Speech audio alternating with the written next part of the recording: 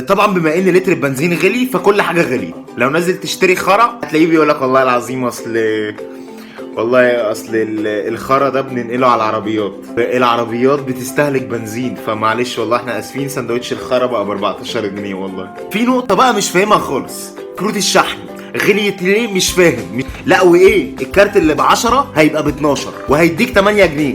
طب سميتوه 10 ليه؟ يعني سميتوه على اسم امه كان اسمها 10. فانا هقول لك كده كام نصيحه بسيطه ازاي تتعامل مع غلو الاسعار ده. لو انت عندك عربيه حاول تتصرف لك في حمار. ايه برسيم غلي هو كمان؟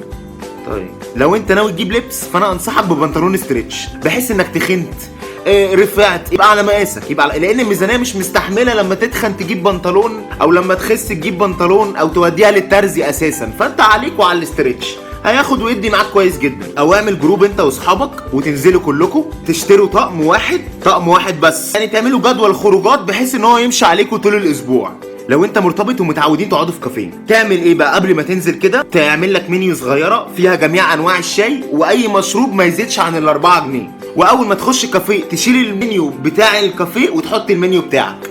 هي تختار اللي هي عايزاه بقى، لان في الايام اللي احنا فيها دي لو طلبت زبادي خلاط انت امك ممكن تتطلق فيها. هتروح من غير هدومك. لو انت مرتبط وناويين على خروجه رومانسيه شويه حاول تتصرف، يعني ممكن تروح السينما وتخليها تستناك بره ساعتين ولا حاجه، خش انت اتفرج على الفيلم واطلع احكيهولها، ما تبقاش اناني برضو. ولو انت مرتبط برضو حاول على قد ما تقدر ما تربطش الرومانسيه بالشوكولاته، اربطها باي حاجه تانية، لان برطمان النوتيلا بقى عامل له 200 جنيه دلوقتي. اربطها بالعدس، وبرده برطمان العدس هيبقى شكله شيك برده ورومانسي وحلو. يعني حاولوا تتصرفوا، مشوا نفسكم يعني.